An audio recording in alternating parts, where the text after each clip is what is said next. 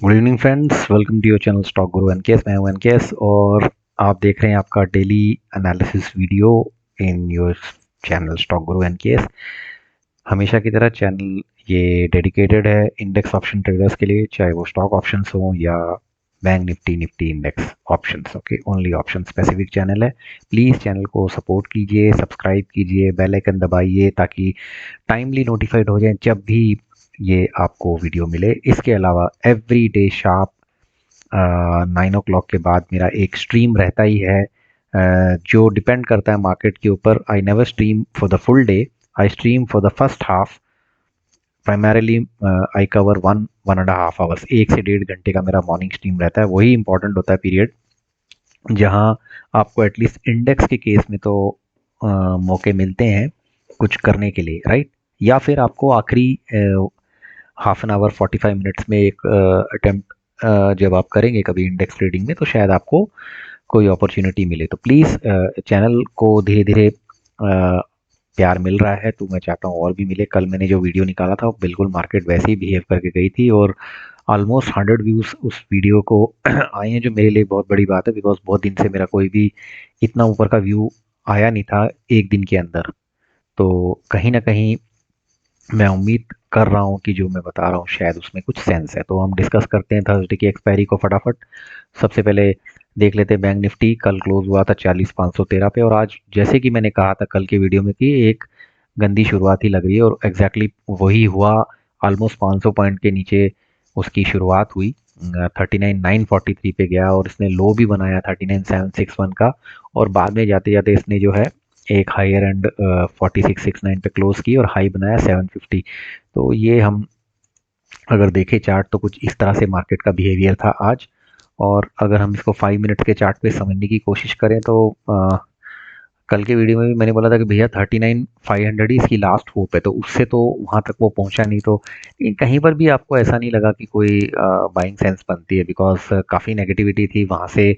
Market को पहले 40,000 को पाने में ही टाइम लग गया और उसके बाद फिर वो देखिए 40,000 के लेवल को उसने इस तरह होल्ड किया। बट मैं कहीं ना कहीं ये मान के चलता हूँ कि लिमिटेड काइंड ऑफ अपॉर्चुनिटी थी ऑप्शंस में। कहीं भी देखिए ये जो फॉर्मेशंस होती है ना, ये अभी दिख रही हैं आपको इस तरह से कि ये बाद में ऊपर गया, लेकिन जब कैंडल बन रही होती है तब आपको समझ में आएगा कि कितना मुश्किल है। पहली कैंडल इतनी बड़ी नीचे बन रही है, दूसरी बिल्कुल उसके उल्टा, तीसरी कैंडल में इन्वर्टेड हैमर है, कोई क्लैरिटी ही नहीं है, चौथी कैंडल का कुछ समझ नहीं आ रहा। ऐसे आप ट्रेड ले ही नहीं सकते। कोई कितनी भी बकवास कर लेना, उनके लोगों के बातों में मत आओ। सब कोई ट्रेड वेट करते नहीं है, मैं करता हूँ तो मुझे पता है। इस एरिया में आप कोई ट्रेड ले लो, आपका स्टॉप लॉस नहीं हिट हुआ तो मेरा नाम बदल दो, बिकॉज आपको एक कैंडल के बाद दूसरी कैंडल क्या कह रही है, उसके बाद थर्ड क्या कह रही है, तब कहीं जाके तो आपका ट्रेड बनेगा। ऊपर नीचे चल रहा था बैंक निफ्टी में। आज बिल्कुल कोई ट्रेडिंग खास अपॉर्चुनिटी नहीं थी। जो थोड़ी बहुत अपॉर्चुनिटी आई भी तो वो भी आप देखिए, आप अगर सोच के चलिए जरा यहाँ पर, यहाँ कहीं जाके एक थोड़ी बहुत अपॉर्चुनिटी थी जब उसने 40,500 के एरिया को क्रॉस किया, यानी कि 2:30 बजे के बाद एक हल्की अपॉर्चुनिटी आई थी बिकॉज उसने हाई बनाया 695 का। अदरवाइज आप मुझे बताइए, कोई बोले कि मैंने यहाँ से उसको पकड़ लिया था, सब झूठ है, सब झूठ है।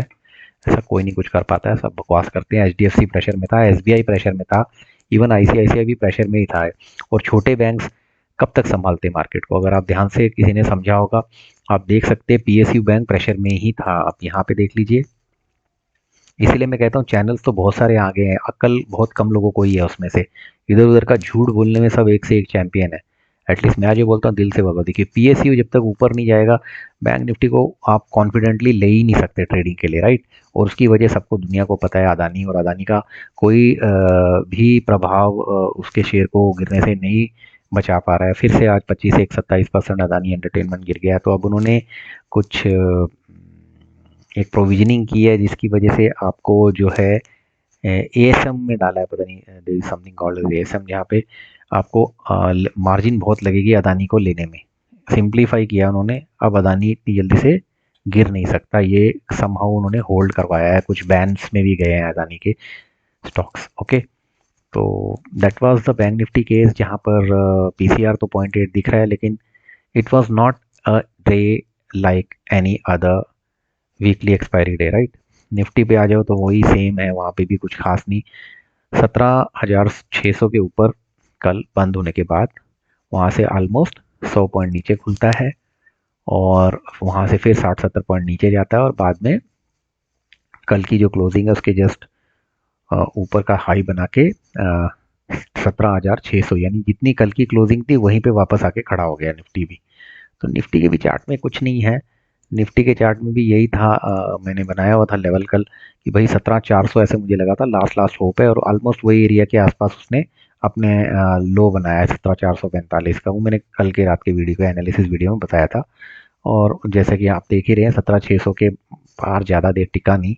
ITC was the only stock which was realistic along with Britannia I guess, जिन्होंने बहुत अच्छा अपसाइड दिया। आईटीसी लाइफ टाइम हाई पे गया इसमें and that gave us a trading opportunity also, जो मैंने अपने प्राइम मेंबर्स में बताया उस ट्रेड को। दैट वाज लाइक एक ऑप्शन ट्रेड दिया था जिसका 19,500 का कॉस्ट था and it gave a profit of रफली 7,000। तो अगर आप चाहते हैं मेरी मेंबरशिप ज्वाइन करना, बहुत ही थ्रो अवे प्राइजेस में आपको मंथली प्रॉपर गाइडेंस के साथ ट्रेड सेटअप्स बताया जाएगा, तो आप जुड़ सकते हैं मेरे व्हाट्सएप नंबर के थ्रू।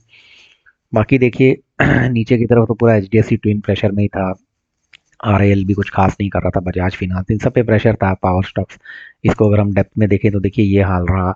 एफएमसीजी ठीक कर रही थी और आईटी ठीक कर रहा था, बाकी तो कुछ खास कहीं भी कोई सेक्टर ने निफ्टी को सपोर्ट नहीं दिया, जैसे कि आपका ये डेटा बता रहा है। और इसका भी पीसीआर लगभग 0.8 से थोड़ा कम ही था। इंडिया विक्स नेगेटिव रहा, तो इस वजह से कोई बहुत ज़्यादा वॉलेटिलिटी ही नहीं रही मार्केट में, तो इस वजह से ये सिनेरियो क्रिएट हुआ जहां एक डे ट्रेड के अंदर ज़्यादा कोई अपॉर्चुनिटी ऑनेस्टली स्पीकिंग नहीं थी।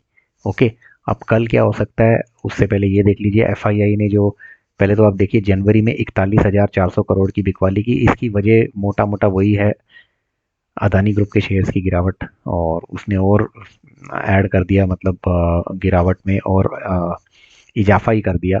तो 41,000 करोड़ के आसपास की बिकवाली एफआईआई की, और आज फरवरी 2 है तो दूसरे दिन भी 3,000 करोड़ का उन्होंने सेलिंग ही किया। तो बट डीआईए ने ऑब्जर्व अच्छा किया आज कुछ हद तक। बाकी अगर हम वर्ल्ड मार्केट्स को अभी देखें इस समय तो यूएस थोड़ा सा नेगेटिव दिखा है, लेकिन इंपॉर्टेंट थिंग है tech stocks are 3% about the technique.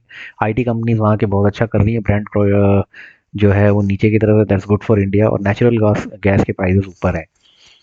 अब देखिए अदानी ने जो एक मूव किया है उससे होगा ये कि शायद कल मार्केट उतनी जोर से ना गिरे, और जो लेवल्स दिख रहे हैं वो क्लियरली डिफाइंड है आज भी। नीचे की तरफ 40,100 मेरे हिसाब से लेवल है बैंक निफ्टी का नीचे की तरफ, और ऊपर जब तक 40,700 के ऊपर नहीं रहता तब तक हम उतना पॉजिटिव नहीं हो सकते।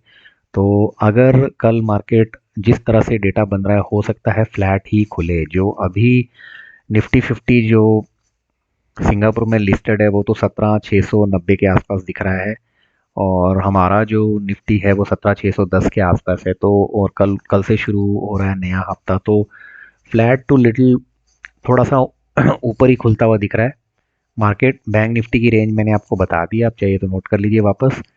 तो इस सेंस में लगता है शायद बैंक निफ्टी अगर इस रेंज को तोड़े तो एक आप ट्रेड ट्राई कर सकते हो, बट इसको जो हर्डल आएगा वो अब देखिए नई ऑप्शन चेन खुली है तो उस पर हम देखेंगे क्या है। That will be 9 February expiry जिसकी होगी। तो इसमें भी हम देख ही रहे हैं, साफ दिख रहा है यहाँ पर कि जो भी इसका जो हर्डल एरिया है वो मोटा मोटा अगर देखते हैं गैप अप होती है मार्केट अगर, तो हम 41,000 हमारे लिए एक पहला चैलेंज रहेगा। और नीचे की तरफ मैंने आपको पहले ही चार्ट में बता दिया बैंक निफ्टी का 40,100 के आसपास दिख रहा है, बट अगर कल थोड़ा सा गैप अप हुआ तो 40,500 आपको एक सपोर्ट दे देगा। 4,500 ये कुछ 4,500 है, 4,250 ये सारे एरिया सपोर्ट के ही हैं नीचे की तरफ।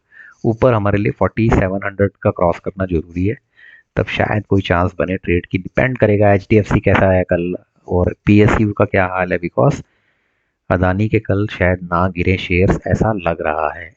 निफ्टी के केस में चार्ट के हिसाब से क्लियर है कि वही बेस है उसका 17,475 17,500 एरिया उसका सपोर्ट रहेगा, जो आज 17,450 के आसपास का सपोर्ट था उसका।